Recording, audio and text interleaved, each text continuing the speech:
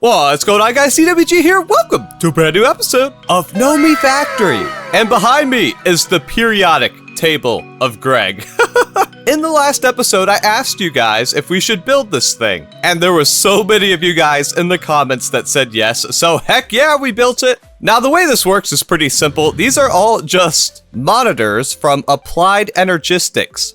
These guys right here. And then we're running a whole bunch of ME cable around the back, and it's displaying all the different elements from our system. Now, if you guys are familiar with your periodic table of elements, you'll know that there's a little bit missing here. I removed the entire bottom row and those extra elements. I think they're called like the lancathite. I don't know. But most of those elements are not in Gregtech, so I just excluded them. Everywhere where you see a Dogecoin, that means it's an element that's not in Gregtech, or at least not in Nomifactory. I think in like Gregtech New Horizons, they do actually have a lot of these missing elements. But even with some of these elements being missing, I am just legit impressed with the realism of Gregtech. I mean, look at all these different elements. Let's just look at a random one like this one. We have 84 rhodium in the system, apparently. Oh, and we have all the different elements except for this one right here. This is supposed to be neon. In order to get neon, we have to distill liquid nether air. So basically the same thing we did with the ender air, we have to do with the nether air too, to get some tasty neon. Why do we need neon? Sure, it could be used in a few blast furnace recipes, but mainly I want to complete my periodic table. I am eventually going to have to build another area for all the radioactive elements. For instance, you probably noticed stuff like uranium is not on the list. I also mentioned before how we're getting thorium. We're eventually going to be able to turn that into nuclear fuel, use the depleted fuel to get even more elements. So we're going to be able to get a lot more elements that aren't even in this table. And of course, you can see the chlorine. The chlorine is always gone. Same with the fluorine. The fluorine gets turned into PTFE like immediately. So yeah, let me know in the comments what you guys think about this. And hopefully as time goes on, these numbers will keep going up and up. I mean, you can tell what stuff we have passive, right? Lithium, sodium, potassium, magnesium, 81,000 aluminum now. I mean, that's just getting insane. By the end of the series, we're going to have this entire periodic table passived. Well, maybe.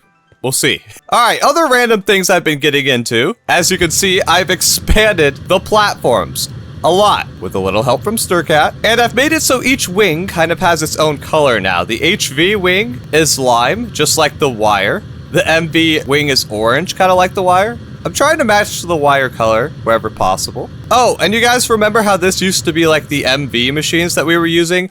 I've ripped all of that out and I've replaced it with extreme voltage machines. Yeah, I decided to just skip high voltage and go straight to extreme voltage for all our on-demand machines, like whenever we need some sheets. And I will tell you, it was worth it. I mean, look at how fast this bending machine can go, like with some aluminum. Look at that! That's like what? Every 3 ticks, we get an aluminum plate. That is insane speed. Oh, I'm in love with these extreme voltage machines. They're just so fast. In fact, I believe with every voltage tier, the processing speed goes up by 2, but the energy costs go up by 4. So this does cost 16 times as much power as our MV machines did, but it's 4 times faster. And now that we're making plenty of power thanks to our extreme combustion generator, I'd say this is definitely worth it. And if you go over here, I've already started on our first extreme voltage automation line, because there are some things that require extreme voltage machines. For instance, over here, we are turning redstone into ruby dust, which is then getting mixed with aqua regia, which if you remember, we automated in the last episode. In fact, it looks like we're out of this stuff. I wonder why. We'll have to look at that in a second. Probably out of chlorine. Yeah, this does require chlorine. And then by mixing the two together, we get ruby slurry, which you can then centrifuge to get aluminum, chrome, that's a big one, tiny piles of titanium, iron, and vanadium. And we get all the juices back too. So that's what all this setup is. We take the oxygen, take the nitric acid, take the hydrochloric acid, and store all the dusts up here. We're doing the same thing over here with sapphire dust. We're actually getting sapphire dust from like a lot of things around the base. For instance, centrifuging lava gives us sapphire dust. And we're already doing that over here in this spaghetti. As you can see, all the sapphire dust that we had been getting, which we used to have like 10,000, is all getting sent over to the EV line. Now, I need to figure out why we don't have any more aqua regia. I see you. We're out of hydrochloric acid because we're out of chlorine, of course. So these machines are probably just going to stay idle for a while as we get more chlorine, which I'm fine with that. The most important part is getting the infrastructure set up in the first place. Over here, I set up some rare earth processing. All the rare earth we get, which is a byproduct of like a whole bunch of different ores, it gets put into the centrifuge, and you can get all these different rare dusts. The only reason I set this up is so we can get the different elements for the periodic table, because there's some in here that we didn't have. And you may have noticed this mixer here at the end. This is automatically making signalium dust. I went ahead and automated this in between episodes, and this took forever. I mean, just look at this recipe. First of all, you need primal mana, which we automated last episode, red alloy dust, which is just pulverized red alloy. You need this stuff, which is a combination of redstone and nether quartz, so not too bad. Annealed copper dust, not too bad. The hard part is getting ardite. In order to get ardite, you have to mix blaze powder and red steel. In order to get red steel, you have to mix sterling silver, bismuth bronze, black steel, and steel bismuth bronze, of course requiring bismuth, which is extremely rare. You also need black steel dust, which is a mixture of black, bronze, steel, red coal, and void crystals. Yeah, signalium is a bit of an insane recipe, to say the least. If we go over to the MV line here, you will see that I had to set up all these different mixers. It slowly works its way up from brass dust all the way up to ardite dust, and then we need the EV mixer to make the signalium over there. And if you're wondering how to get void crystals, you have to zap coal using the atomic reconstructor. But in order to have that fully passived, it means we have to automate that process. Like, how could we automate throwing coal onto a pressure plate, getting it laser blasted, and it going into the system? Don't worry, I already set that up down here. Now that we've expanded these platforms, there's so much more room for activities. Alright, so I made a very simple setup over here. As you can see, we have our laser right here around the back. We have a automatic precision dropper from Actually Additions. This will automatically drop coal when it's not given a redstone signal. But as you can see, it's getting a redstone signal from this crate here, which is holding all of our tasty void crystals. So if we take some of them out, it'll kick this into gear. As you can see, the coal is being dropped from the dropper onto the pressure plate, causing it to get zapped, and I was standing a bit too close to it. But normally it'll get zapped and sucked into this vacuum chest and then put back into this crate. And then once the crate fills up to like about as much as you saw it before, let's go ahead and throw in all these void crystals here. That causes the comparator to turn on and turns off the dropper. Nice. Otherwise, this thing would just keep blasting coal forever, and we would like run out of coal pretty quickly. You may have noticed this guy right here. This is a potentiometer from Draconic Evolution mod. If you shift right click it, you can make it be any redstone signal strength that you want. So basically, depending on how much of these void crystals we want to buffer, we can control that by adjusting this potentiometer over here. So right now I have it set to 4, and 4 equivalates to about this many void crystals, which should be plenty. And then the comparator, you know, it does its job of comparing the two different signals. I just want to show this off in case you guys were like having troubles automating these crystals on your own. You can do the same process with any of the Actually Additions crystals. Oh, and some of you guys may have noticed this little guy over here. This is a quantum link from Applied Energistics. I don't think I've ever built one of these on the channel before. In this mod pack, it's crafted with stainless steel, a bunch of processors, and a quantum star, which is nether star with radon. We'll get into how we're making the nether stars soon. But the only reason I crafted this thing is because there's a part of the quest book that leads you to this quest up here. There is a quantum link card you can get, which will allow you to use your A2 system from anywhere. And as you can see, I've already made it. It actually wasn't too bad. If we look into our bauble slot here, I've crafted this guy, the wireless crafting terminal. It's actually not too bad to craft. It's just a crafting terminal, wireless receiver, which is some Fluix pearls, and an EV emitter, which is a quantum eye. But now that we have radon, like this isn't that big of a deal to craft anymore. And this basically allows you to access your system wirelessly. You can literally put it into your bauble slot, set a hotkey. I have mine set to Shift E. I love using Shift E for the terminal. And now we can access a terminal anywhere. And since we made this quantum link chamber with the quantum link card, we can access our system in any dimension, anywhere, infinite range. It's super good. In order to craft the card itself, you do need 2 singularities, which you get by basically dumping a bunch of items into a matter condenser. Approximately, I believe, 250,000 items it takes to make 1 singularity. So you may be like, CWG, what item did you choose to sacrifice 500,000 of? And I chose charcoal. We have 1.2 million charcoal. Well, we used to have more than that, but I sacrificed 500,000 charcoal to make the singularities, to make that wireless card. Was it worth it? Heck yeah, I can fly in my jetpack, turn it on hover mode, and access my system while in midair. I mean, that's just so useful. Oh, over here, you can see I set up a blast furnace for Signalium because it's a 214 second blast. At high voltage power, at least. But I let this guy run overnight, and we already have 325 Signalium. You'll love to see it. Oh, let me show you guys something awesome. If we come over here, I've set up 4 automatic chiseling stations. Yes, the chisel mod has an automatic chisel machine, because I was getting tired of chiseling all the different types of blocks that we're using for our platform design. So I set up an automatic chiseler for each of the different types of blocks that we're using. And that's not the best part. I wish I knew this earlier, but you can set up an ME interface like with all the different items you need, and then you can shift right click it with your copy paste gadget and it will bind it to that inventory. Not only that, but I'm pretty sure when you do that, it can access your entire ME system basically and just like pull out the blocks.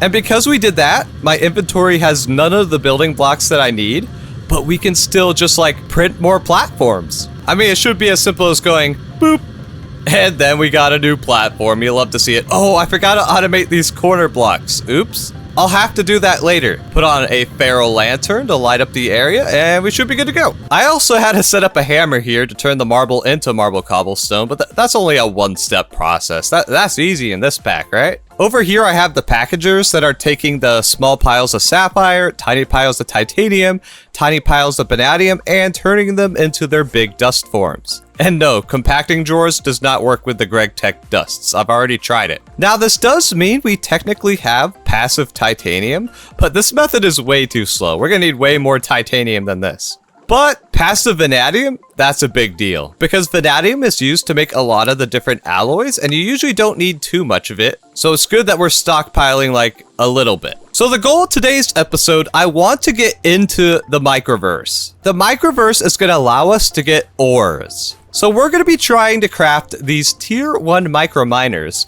put them inside of a microverse projection multi-block that looks like this, and then by using rocket fuel, a chest, and these quantum flux thingies, we'll be able to get all these different types of ores, including right here, titanium. And if we truly want to passive everything inside of extreme voltage, we're going to need a lot of titanium, and this is our answer. Also, we get salt ore. That's chlorine. That's huge. So it seems that getting into the microverse should solve a lot of these problems. But if we want all these ores to be passive, that means we're going to have to make these microminers passive too. Now, most of the things required to make this, we actually already have, like conductive iron, redstone alloy. I'll have to set up an automation for these resonating crystals, but they're not too hard to make. I think the hardest part is in this LV field generator because you need these manganese phosphide wires. These, of course, are made with manganese phosphate, which is a blast furnace recipe made with manganese and phosphorus. Two things that are kind of hard to get your hands on. I mean, we could look at our periodic table and see how much we have. Let's see. We have 36 manganese and we have 0 phosphorus. But what I'm hoping is that we use the ores we get from the microminer. We then use the ores to make the things to make the microminer to get the ores to get the thing. It'll be like an infinite loop. Will we actually be able to pull it off? I don't know, but I'm darn well gonna try. So I'll put a picture of the screen here, but I made a handwritten flowchart of all the different things we need to make these tier 1 microminers. This includes tons of MV circuits, double steel plates, LV sensors, these LV field generators, and basic mining lasers. So I think that means it's time for an automation time lapse. Let's go.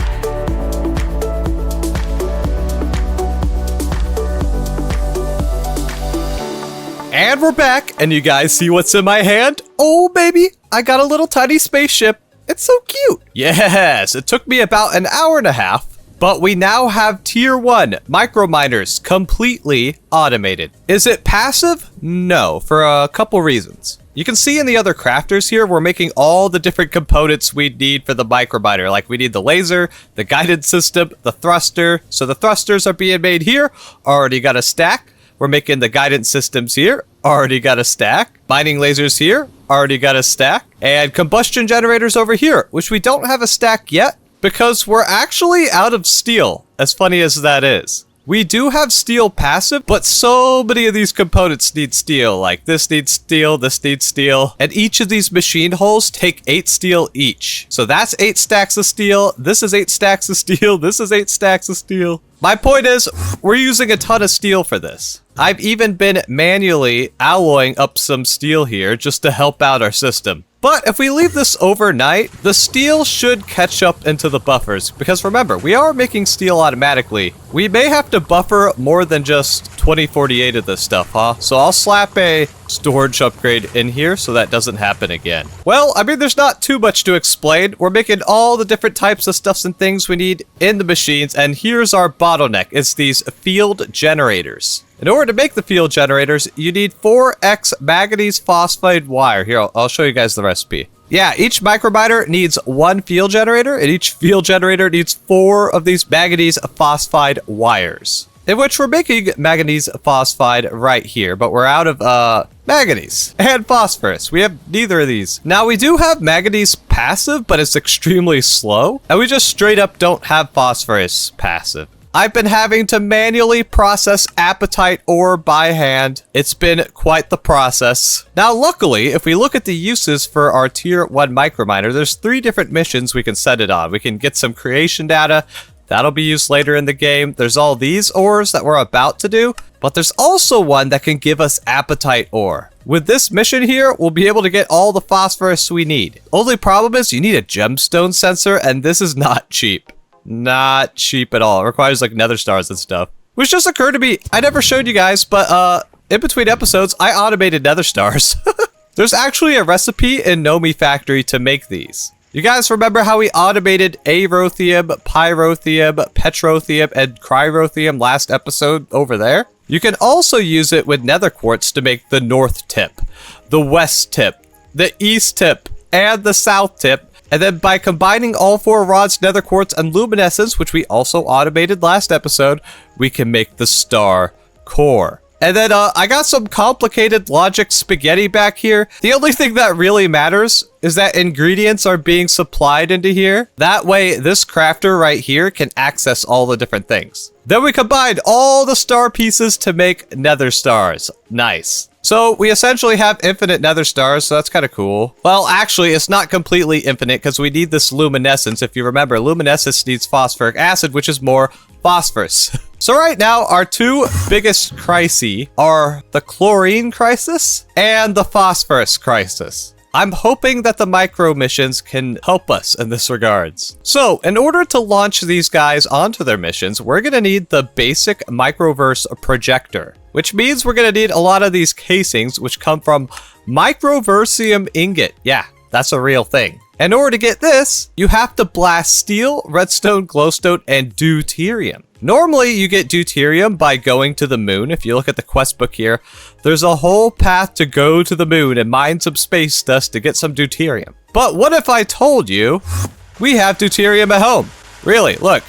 We have a full super tank of deuterium thanks to distilling ender air, which, by the way, I think I have to refill high-octane gasoline because we're not getting ender air anymore. Oops. But I mean, look at all this deuterium we have. And what if I told you that I've already set up a blast furnace for it? Heck yeah. We already have 2048 microversium. You'll love to see it. It's stored in this drawer right here. All the items that are needed for it are just input into the back. Here's the steel, redstone, glowstone, and here is the deuterium. It's a pretty simple setup, really. I mean, look at all the blast furnaces we got going. We got 3 over here, and then we got like another 8 blast furnaces. Oh, look at that. We're making aluminum and signalium at the same time.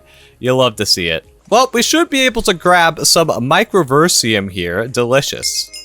Hey, achievement get. put our assembling machine on circuit 6, I think, and then just yeet the stuff in here. Oh yeah.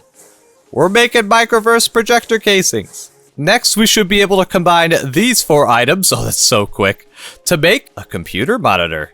Neat. And now we can make the basic microverse projector. It's time to get into the microverse.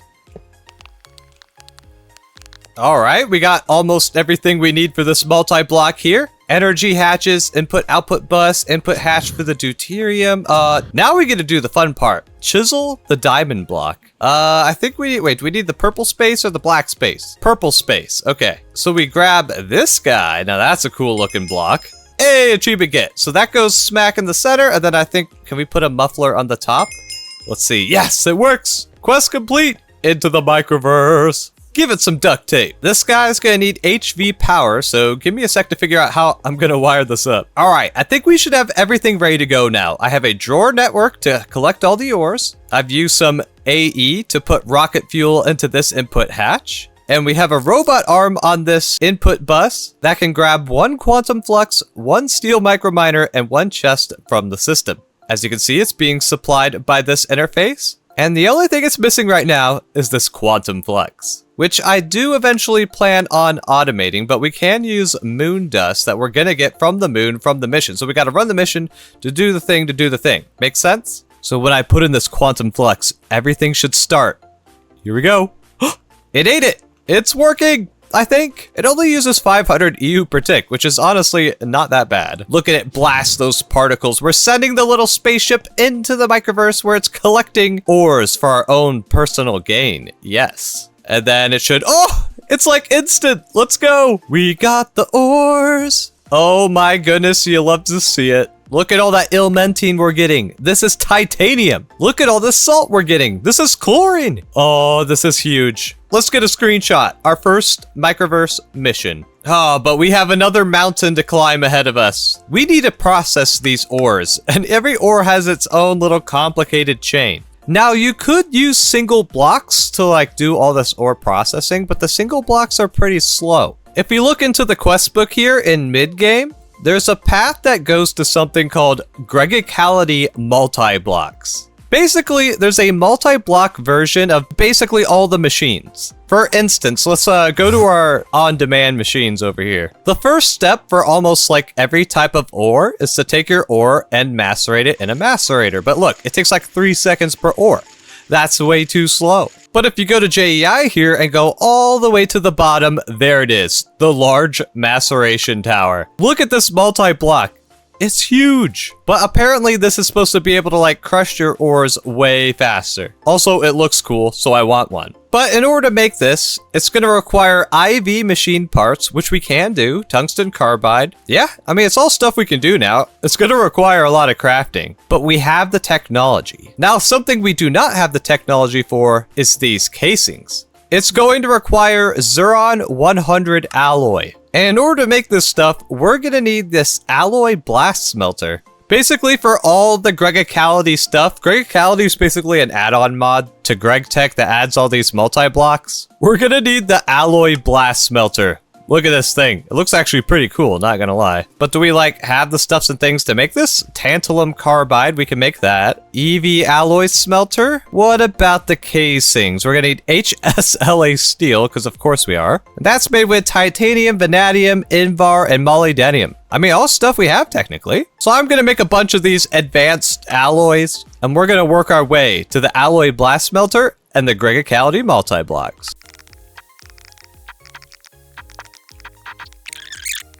Form. Yes! Alright, here we go! Our biggest multi-block yet. The alloy blast smelter.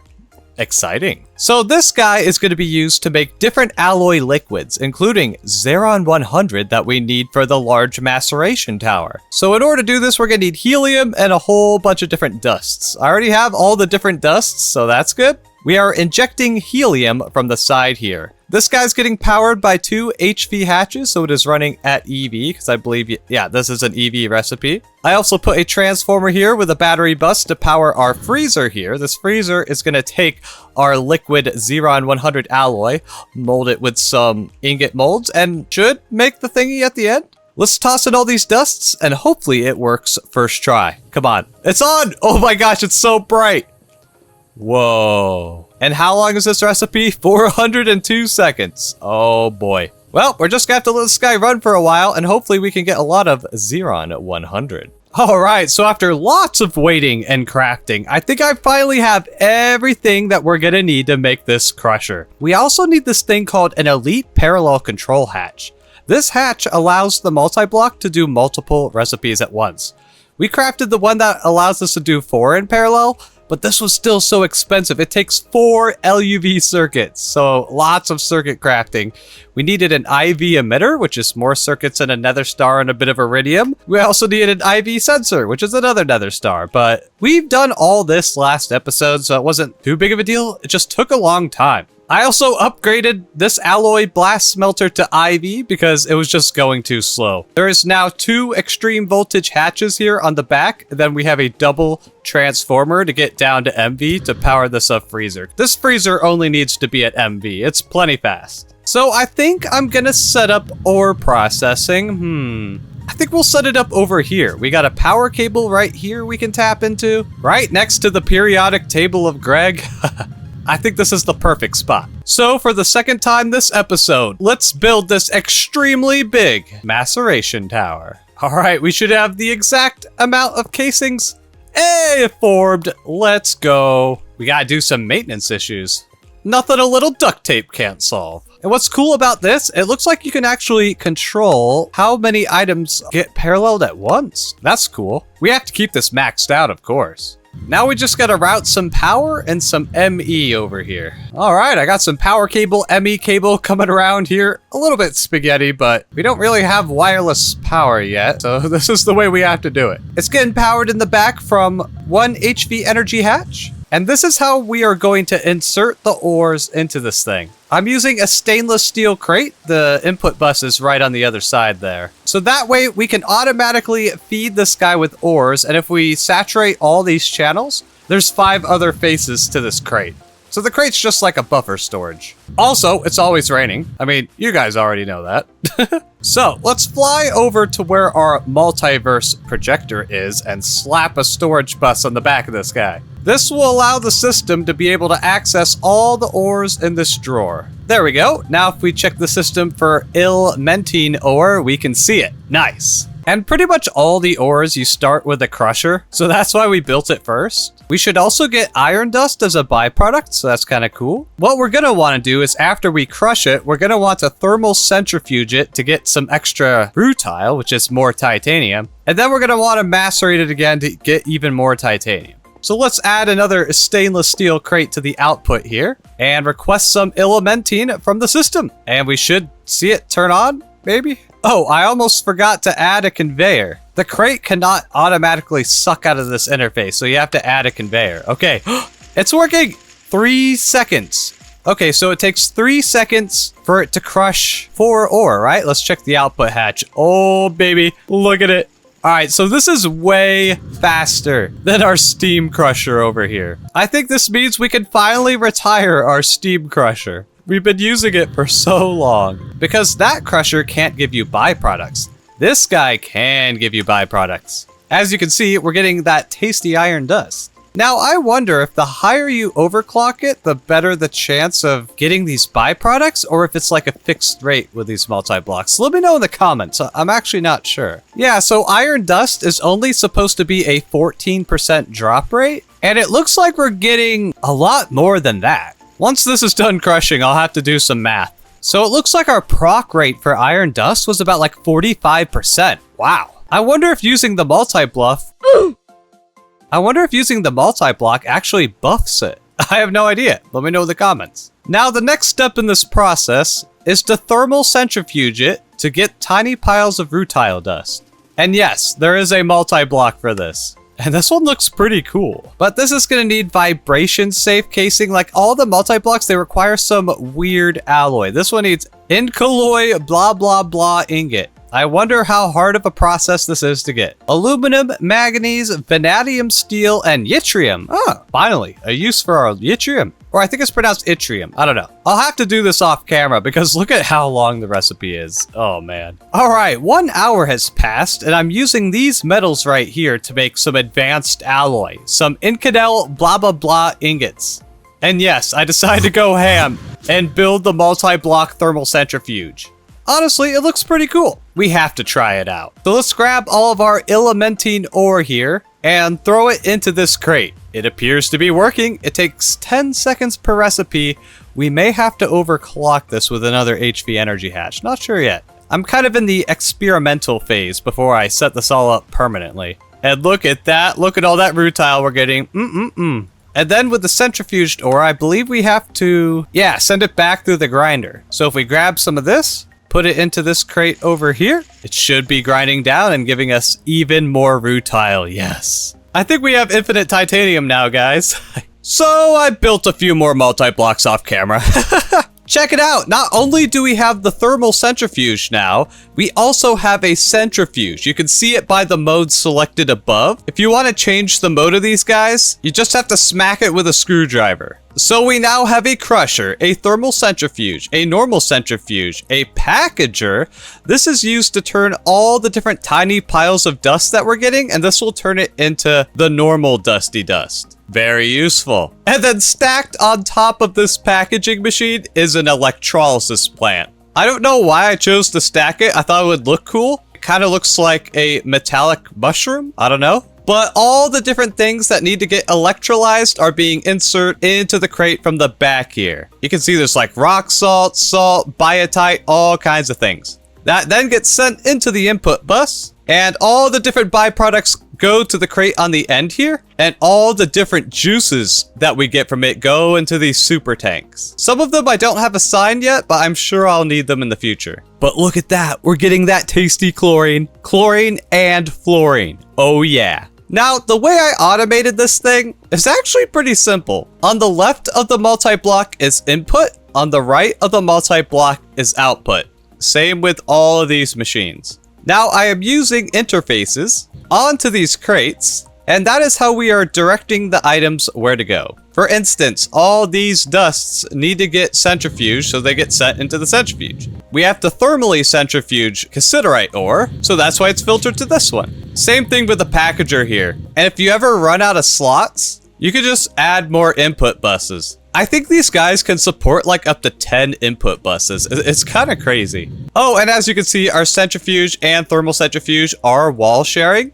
You can do that with the Gregtech multi-blocks to save on casings. Plus, I think these look pretty cool when they're stacked on top of each other. And then, after all the different stuffs and things get processed, they either end up as a fluid in one of these tanks, or as one of the dusts in this drawer wall. And this is all just from processing the ores that we're getting from the microverse. And we're getting all these different stuffs and things. I mean, we're getting redstone, sodium, banded iron, pyroluce. Pyroluce can be smelted directly into manganese.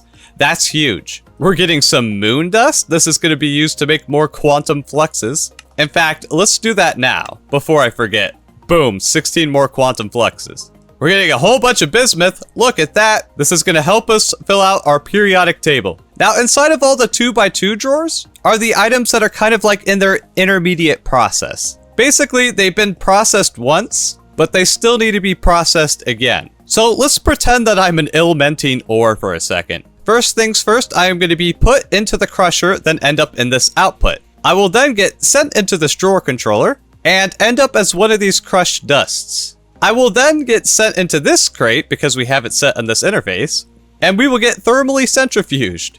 And then we'll get sent back to the drawer and then sent back. You guys understand what I'm saying. The system is smart and it knows how to deal with each ore respectively. And I made a little crafting monitor here so we can look at all the different dusts and stuffs and things we're getting. You can see that we're actually getting crushed galena. The reason we're not processing this further is because we need to wash it. The purified galena can be used to make indium concentrate. And we're going to start to need a lot of indium soon. So for now, we're just keeping it in this drawer. The next multi-block we're going to have to make is this guy. So that way we can wash that galena. And you may be like, CWG, how is your main system supposed to request all these items? What's the point of making all these items if your system can't use it? Well, actually, our system can use it because all this ore processing stuff is on a subnet. Subnets! Subnets are scary. Nah, I'm just kidding. It's actually pretty simple. You see this little quartz fiber right here? This basically keeps our main AE system and this subnet system separate. That's why if I go and open up this crafting interface, I only see the things in these drawers and not the stuff from our system. But as you guys know, an interface is basically like a brain. This interface is able to communicate with these like storage drawers. For instance, what's something we have in these drawers? I don't know, some aluminum dust? We could use this interface to request it from the network, see? So basically, an interface is a brain. And by putting a storage bus on it from our main system set to extract only, we can use our main system to read the brain of our subnet. I don't know, that's how I understand it. This is actually my first time ever making a subnet in AE. I was always terrified of doing this because I always thought it was very confusing. But if you think of it like an interface is a brain and the storage bus reads the brain and they're separated by a quartz fiber, I don't know, it makes a little bit more sense to me. And yes, they do have to be connected with a fiber because this allows power to transfer through the cables. Yes, each of these like storage buses, interfaces, blah, blah, blah, they do consume a bit of power. It's not much, but it does consume a bit. And just to prove to you guys that this works, if we look at like this cassiterite dust here, go into our system, we can look up cassiterite and we can see it. We can also take a stack out of it. You can see that it went down by a stack, but if we put the stack back into it, it will not go back into this drawer. It will end up in our main system. That's because the storage bus is set to extract only. Because when I put stuff in my system, I don't want it to end up in our ore processing stuff, or let's just say bad things could happen. So you guys want to see this in action? Let's launch, I don't know, 2 more missions. Then as soon as it's finished, we should see the ores starting to get processed over there. Oh, and the only ore I haven't set up processing for is this dense iron. You can actually use this with nitric acid to get 16 iron ore out of it. The only thing is, we don't really need more iron, and we don't even really need the byproducts. All the byproducts, which include tin, nickel, gold, and iron, we already have all passive. But if we ever end up short of iron in the future, which we very well might, we at least have a good source for it. Oh, looks like it just finished the 2 missions. You can see the ores, and yes, it does seem like the ores are getting pulled out. This is good. They should all be getting sent into this crate for the crusher. Yes, it's beautiful. So it looks like it's crushing ores right now. Then it should be going into this output crate. Yep, you saw it for a second. Then it looks like right now, whatever it's processing also needs to be centrifuged. Oh man, this is so cool. And it's all automatic. I don't have to do anything. I will say this has been the most challenging thing to automate so far. But now that's like mostly done, I just gotta add a few more multi-block. Yeah, just a few more. I'm hoping it won't be too big of a deal. And with that, we're out of time for today's episode. Tell me something funny in the comments. I'll catch you guys in next time. CWG, out.